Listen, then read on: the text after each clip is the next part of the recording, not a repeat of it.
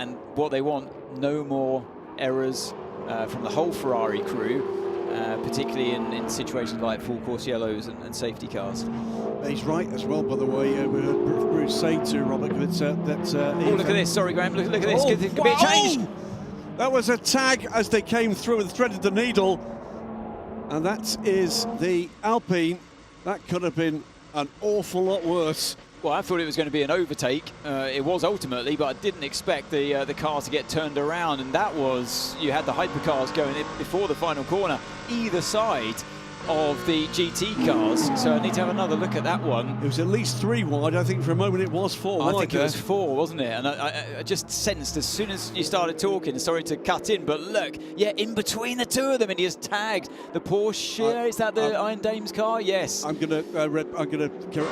tagged it. Yeah, exactly. He tagged, yeah. And so this is on the exit in between the two cars. That's risky stuff. And then V is a little bit too far to the right-hand side. I mean, because they do more of the work. But look at this battle coming on here with Kevin Magnussen. Just heard from his engine. That's a brave one, trying to go around the outside as we just look at the Jotas for a minute there. Did he make? I think he managed to make that move stick, didn't he? Around the outside of the double right-hander. That was the Magnussen on Jakobsen battle. And Malte Jakobsen, first stint as a factory driver. Is he going to bang wheels and force somebody else off and pick up a penalty? With Kevin Magnussen? If he's got him, honestly, if you're Malte Jakobsen, if he's got alongside, he's clearly alongside, survival. There it is. See how it happened. So yeah, really late on the brakes, wasn't he? That's Magnussen around the outside. Brilliant stuff, and good respect as well between the two drivers. And this is another look at that replay, because we just switched away from it before. Wow, really fighting the rear end through turn 4. Next year, is that correct? Correct. Next season we will provide a new range of tires. Smoke in the car. Yeah, this is not good news for the 77 Proton car that caught fire. He's pulling over. Bernardo Souza pulling over.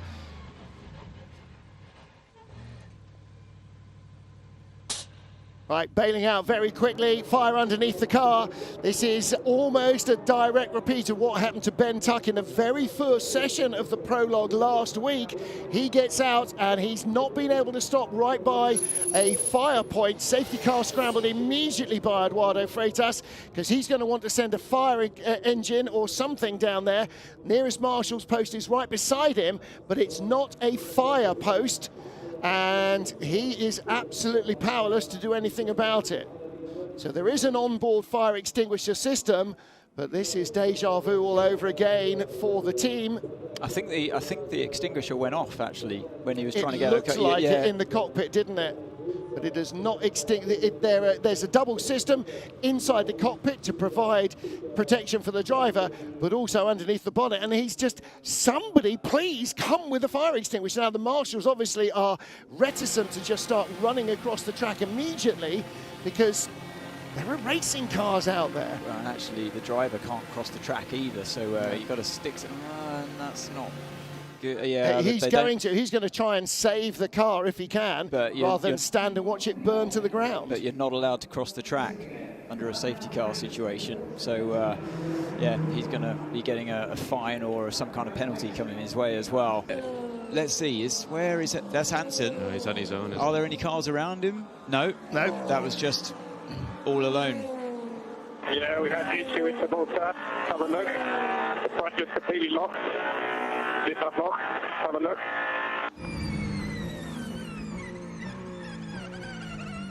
Yeah, it was a little bit on and off, wasn't it? I think it was probably just a tyre coming in and out of grip, because it was that grip slip scenario. It was just on the threshold of lock-in with the brake pressure that it was holding. But we do know that Kubica was talking about having to pump the pedal. Yellow's at Marshall's post 30, debris at Marshall post 6, left-hand side. Let's have a look and see what's going on around the circuit right now. So it is the Porsche curves. I think it is the 46. Oh, now that's bad news, because that has been very well placed in LMGT3 for the bulk of the race. It's been leading it. There is the car in question that is off the road. Kelvin van der Linde as well at the wheel of the car. And it looks like he's gone straight on. I mean, you can see the witness marks there, the way he's gone through the gravel, as though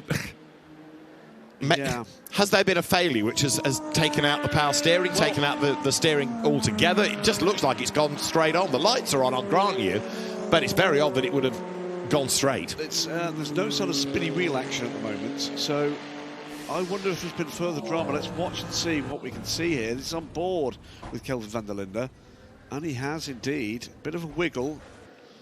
This is at it's Porsche in, isn't it? Yeah. If I said Ford chicane, which is what I initially thought it was, it is at the entrance to the Porsche curves. But it runs out of momentum. It does. But he wasn't able. I think he's had a power failure or something, which has caused him to go off. That is not just a mistake, is it? No. Kelvin van der Linde, you highlight correctly, is a star.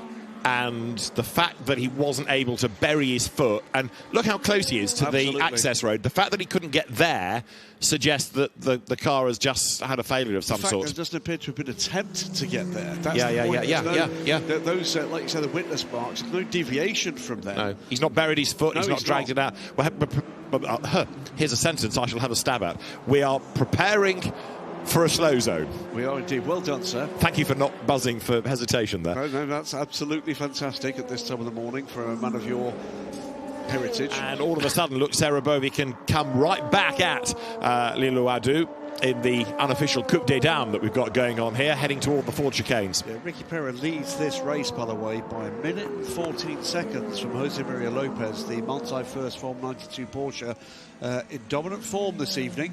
The Codis ASP's 87 Lexus sits second, the 21 Ferrari, the Vistray of Corsica in the hands of Simon Mann sits third, and then it's the second Lexus. They're on a good Le Mans to this point. Zach Robichon in the heart of racing, number 27. Aston Martin sits in 5th place, and then the TF Sport 81 Corvette of Rui Andrade. And the surviving Ford Mustang, just to touch on that briefly, is in 52nd place for Ben Tuck at the wheel of it. And I mentioned that because Ben always has lots of support from people watching on live streams and on television. As he should. His form has been absolutely stellar. Absolutely. And he's a proper bloke that's come out of UK club racing and done this the hard way with next to no budget. So it's always good to see Ben going well. Right, I think now you're going to have Sarah Bovey coming back. Yes, definitely at Lilo Wadou. Goes to the outside line, coming out of Terre Rouge then. Good stuff. Gets a toe, gets that side draft. The Porsche should be ahead by the time they get to the first chicane. But can Sarah Bovey move across and claim the line for the corner? It seems a long wait, doesn't it, before you get to the chicane. You can see the lights on the inside there where the Ferrari tries to come back.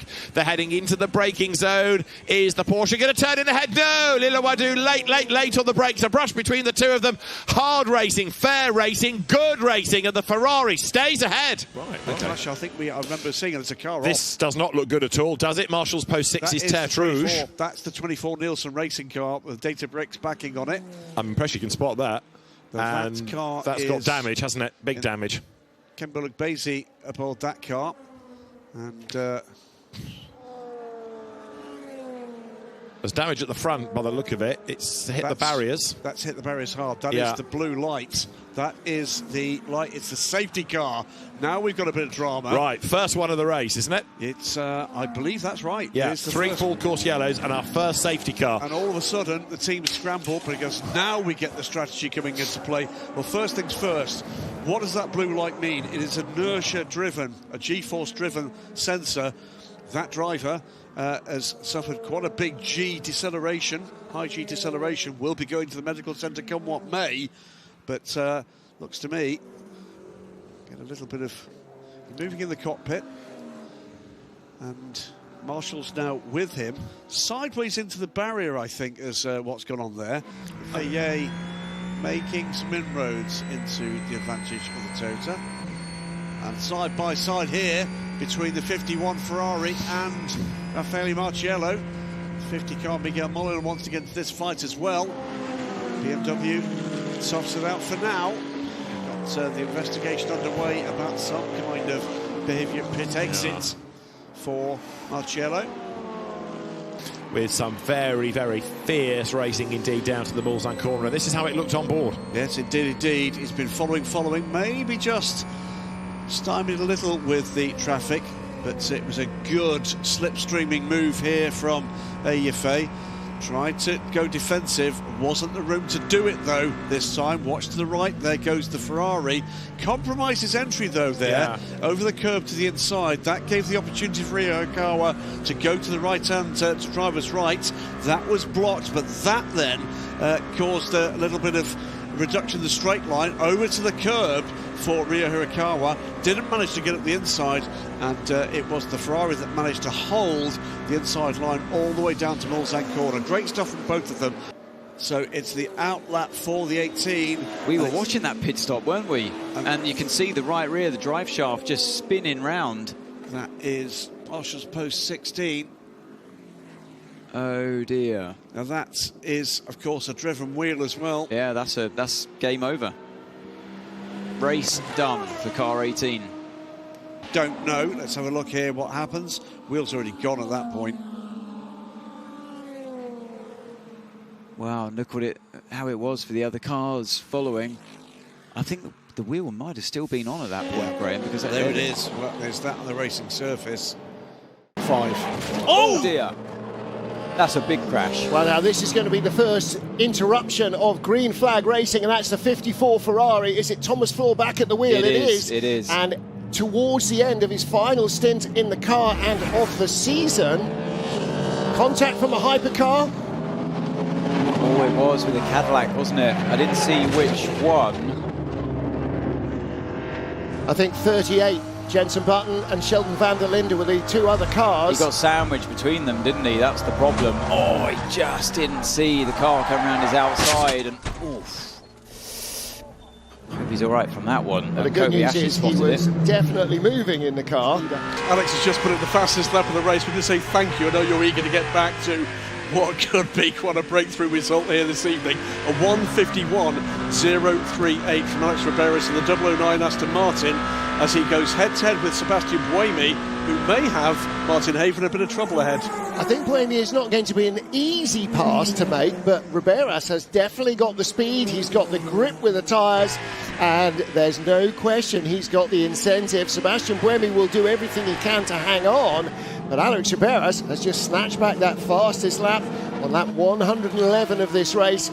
4 hours and 10 minutes to go. We're nearly at the mid-race. He's getting the G up from the men in green shirts in the booths, and absolutely from the garage as well. So number 8 Toyota really under pressure for the lead of the race, and Riberas goes through, takes the lead. Wow. Well, and that was as clinical as you like. Well, Boom. we're going to let Adam Carter go. He doesn't want to go at the moment. But what a moment, Adam, for this programme. To overhaul them in terms of the LMGT3 Drivers' Championship, and of course that reflects on their teams and the Teams Championship, and contact between Simon Mann on the inside of the 33 car of Johnny Edgar. Both go around, both rejoin. The 21, remember, still in championship contention. We'll tell you, by the way, the 009 Aston Martin and the 95 are going to get drive-through penalties for virtual safety car procedures. Oh, he was a bit far back, wasn't he, with Simon Mann? I think from that angle, at least, it looked like he wasn't quite close enough. And it wasn't very tight to the apex either. Oh, and that's the sound and how it looked from on board the Corvette. Probably just as well we This don't is the have view I the want to driver see. mic'd up. So yeah, he quite far back. Oh no, too far back, too far back. I think what happened was he got too much over the curb on the exit of turn 7. But here we go, the run down towards the final corner. Youngster will be knowing that this isn't the best place to do it. Look at the marbles on the inside of the track. Oh, and there's a spin there. Lock up from the Cadillac that was just trying to go by another of the LMGT3 cars in front. That was the number 10 that Bamber. he was trying to go by. It's Bamber that had the spin. Now, did that happen with traffic? Yeah, there was the number 10 Aston Martin was right in the middle of the corner, and so he was trying to go around Valentin Asseclo and just, what a miserable day for them. Obviously chose the wrong way round the Aston and had to bail on it and looped it into a spin. And here's how Anthony. So down the inside, onto the marbles, gets back on the rake and whoa, and just locked the rear. What was that all about? Now I thought, I saw that the number 10 car had gone past, but I thought he would have caught him mid-corner and had to bail on it. But For me, do you have two wheels on the dirt?